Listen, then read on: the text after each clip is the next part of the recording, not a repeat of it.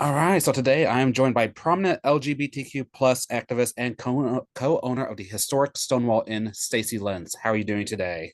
I'm good, Denny. Thank you so much for having me. Excited to chat with you today. Of course, same here. So this June will mark 55 years since Stonewall's historic uprising. How significant would you say that is?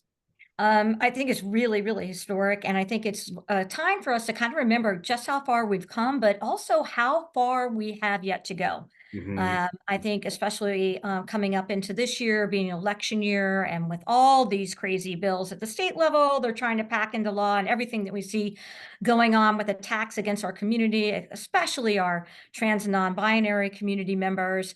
It's really important to remember again, what our ancestors did to get us to this moment, but Yep. how much further we still have to go Mhm. to make sure that we get full global equality. For sure, definitely. And in doing my research, I honestly had no idea that there were plans to turn Stonewall into a Starbucks. Yeah, yeah, When yeah. did Isn't that crazy? Yeah. So in 2006, it literally could have become a Starbucks. There were so many different wow. things. There was other businesses that could have gone in there as well. There was a nail salon that occupied the other side of 51 and 53 Christopher, and they were looking to expand. So it could have become a Starbucks, a nail salon, just about anything. And my business partners and I, Kurt Kelly, Bill Morgan, and Tony DeChico, decided to step in and save history. Mhm. We really wanted to also use the bar as a vehicle to keep the fight that started there in 1969 alive and well. Definitely. And now you're one of the bar's co-owners. So how meaningful has this been for you personally? Yeah, on a personal note, I grew up in the middle of America, in a very conservative state, in the middle of a cornfield, Okay. quite frankly, in Kansas. So for me, the opportunity to again have such a historic, iconic space, Mhm. and kind of be responsible and kind of be an innkeeper of history is like how we refer to ourselves. To be able to keep that historic space alive and kicking has been a dream come true. It's also, there's a lot of responsibility that comes with it. Yeah. It is one of the first ever in the outside area, the first ever LGBTQ national monument. So there Mhm. is a huge responsibility in making sure that everyone feels welcome and safe that walks in that bar. And again, though, we are using it as way more than just a bar. Mhm. And that's where we come in. And the official and only nonprofit is Stonewall Inn Gives Back Initiative is called the Yeah. Stonewall Gives Back Initiative. And that's how we do work with that as well. Yeah, that's my next question. Yeah, you are continuing to help expand the bar's legacy through its official and only nonprofit organization, the Stonewall Inn Gives Back Initiative. So talk a little bit more about that and its overall mission. Yeah, so we founded the Stonewall Gives Back initiative in 2017 because we Yep. saw an opportunity as a lot of brands and corporations were approaching us going into Stonewall 50 in 2019. Mhm. So we had this opportunity to really make an impact for our community by forming our own nonprofit and taking kind of money from these corporations and brands and spreading it to grassroots organizations all over the globe that would probably never have access Mhm. or be able to get even in meetings and rooms with these kinds of brands and organizations. So it's been really terrific for us. And for myself, understanding my white privilege, my cis privilege, my geographic privilege, having Stonewall platform privilege, it was super important that we funded grassroots activists some of the most marginalized Mhm. areas. Some of the folks that we funded so far have been folks in Iraq and Iraqi queer. We funded people on the ground in Uganda through an organization called SMUG. We funded people in Kenya through an organization called Aram.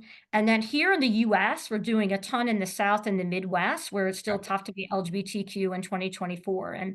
And we've raised close to almost $2 million through Nice. mainly corporate donors, and I'm super proud of that. I get to feel like Robin Hood, taking from a rich, wealthy corporation and giving Yes. it to grassroots activists on the ground doing the work. Hmm. So we're super proud of that. As you should be. Yeah. In addition to, we have a safe spaces certification program where businesses, bars, restaurants, businesses, bars, restaurants, and brands that say they're on the side of equality can actually demonstrate they are by becoming a Stonewall Inn certified safe space. Hmm. And we worked with six different organizations and areas where it was tough to be LGBTQ. And we asked two simple questions.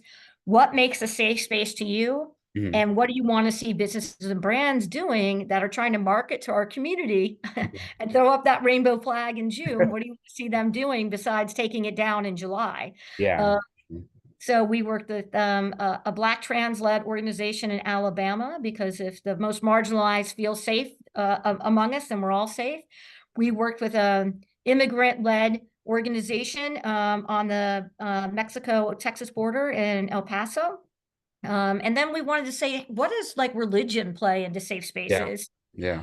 Work with the Utah Pride Center and some former members of the Mormon Church, a Nice. youth organization in Tennessee, and then did a national survey. So we really coalition build to come up with the 10 criteria.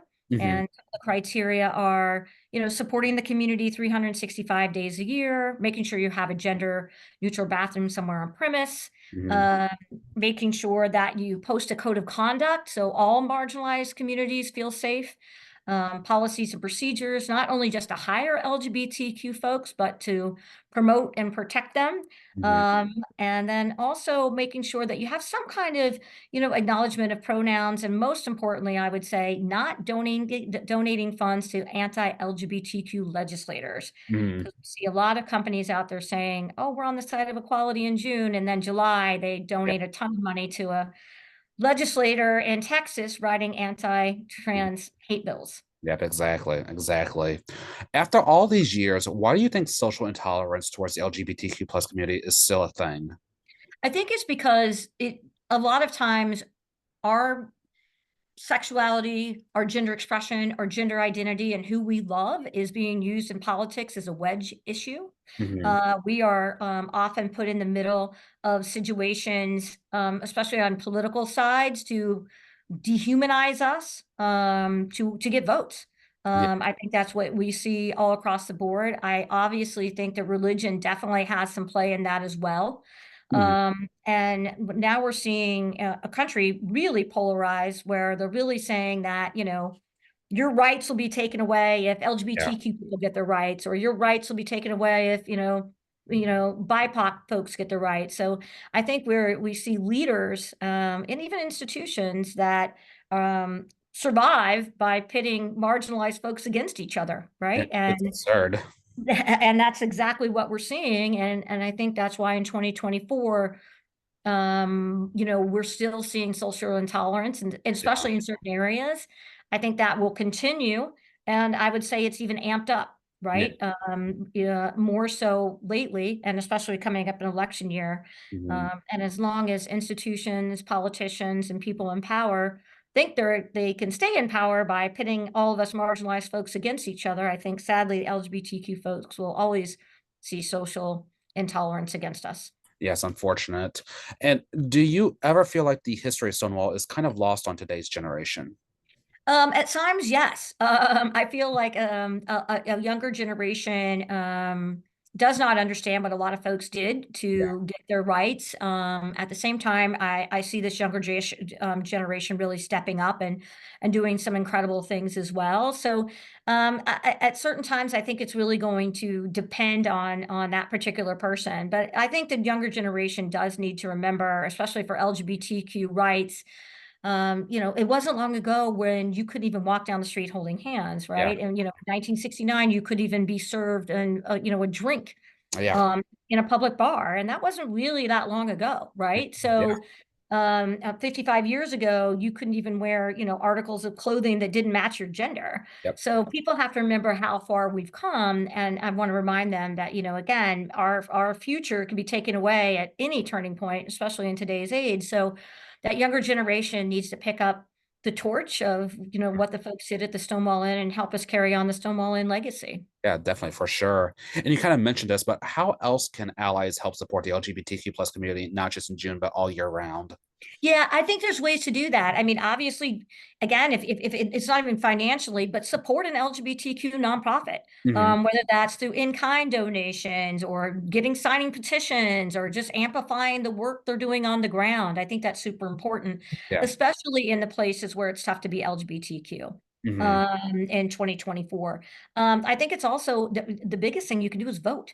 Think about it. And Yeah. it's not just voting at, a presidential level, it's voting all the way down to a school board level. Mhm. I Yep. mean, that's where it has the biggest impact sometimes It in begins these. locally. Yeah, it's locally, it's 100%. And locally is where those laws are being changed, Yeah. right? And so we're seeing a lot of things. Federally, it'll take a lot more, but on a local level, it's pretty easy for a school board to ban certain books that Yeah. written by LGBTQ folks. It's harder to get, you know, you know, bills passed at a federal level, right? But at a state level and especially a local level, it's pretty easy. So voting, don't vote against your friends, your family, and people that say you care about. Yeah, definitely, for sure. And now, when did you begin to dedicate yourself to issues of equality and improving lives of the LGBTQ plus community? Has this Yeah, always so been your passion? yeah, it's been a big, huge passion of mine, and really, obviously, buying into part of Stonewall has legitimized that passion. But I had that even before that. I think for me, growing up, like I said, in a cornfield in the middle of Kansas, I came home one year back from, I was living in DC at the time, and in 1994, I came home, and all of a sudden, it was all over the news in my small town that somebody was murdered 45 minutes away from where I lived, where my grandma lived, where my mom went to high school, and that was in Falls City, Nebraska. And that person was Brandon Tina in Hmm. 1994. Okay. The historic book based on Boys Don't Cry. Oh, yeah, Boys Don't Cry. Yeah, yeah, Yeah, exactly right. So for me, at 24 years old, when I was home thinking about coming out, I learned very quickly, what happens if you come out? They literally kill you. yeah. That was something, and more horrifically, hearing people in the town and in the town of Fall City, because like I said, my grandmother lived there, my mom went to high school Mhm. there. My mom actually knew that sheriff and was in the same class as him. Like Like, it was crazy. So I am reaction was, well, that person deserved it. They lied about who they were. I mean, it was awful. yeah, So for me, I never wanted anyone to ever go through that again. So, and just be terrified of coming out. yeah. So that's really when my activism kind of started, or I knew I was going to do that. And I've been very blessed to do it for decades. And with the help of a lot of different mentors and my business partners, Stonewall Inn and our board and everyone like that, it's been incredibly rewarding to make that impact. Awesome. Are you currently involved with any upcoming marches, protests, or rallies? Right now, we're going to do our big June 3rd kickoff that we're going to do. As far as, what we do at Stonewall with Pride, we normally have, like I said, a big Stonewall Inn gives back initiative kickoff, but it's really always some form of educating folks around what's happening with the country, across the country. This year, we're trying to honor some more marginalized voices. So we are flying in an Indigenous Two-Spirit drag troupe Okay. to talk about some different things that are going on, because that community is often silenced, like literally silenced by not like taking away and not even teaching their language. Yeah. Um, Excited about that, and having some other speakers come in, and the funding for this particular event will go to Inclusion Tennessee, doing Awesome. incredible work on the ground there in Tennessee. So that's one of our big kind of fundraisers and things of that nature that we're going to do at Stonewall. Obviously, on during Pride itself, there's three different kind of Pride marches here in NYC these days, and we support all three. Yes. All three come by Stonewall.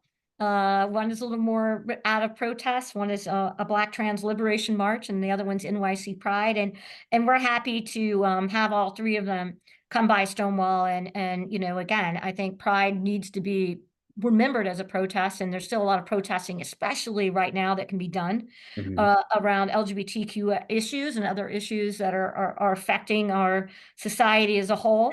So we're just excited to see, Pride kind of remain a protest and to see it celebrated at the same time. Awesome. Fantastic. Well, Stacy, how can one stay up to date with you?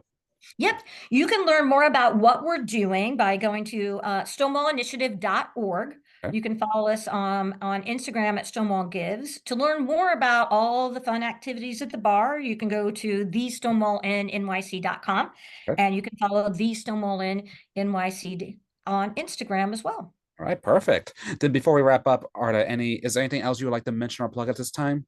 Yeah, I really think it's important when we're talking about safe spaces, and for our context, we're talking about spaces where you could feel safe to walk into. But for a lot of people's context in past years, they really think about bars or Mhm. queer-owned, businesses and things of that nature. Your LGBTQ bars and not just your lesbian bars, but all your LGBTQ bars are disappearing at an alarming rate. They are. So I want to encourage everybody to remember that we might be one of the few um, kind of human rights movements that was born out of a bar. Yeah. We can't forget those roots. Even if you don't drink, come in and have a mocktail and support your local LGBTQ bars because they all act a lot like more act a lot more like community centers than Mhm. anything else.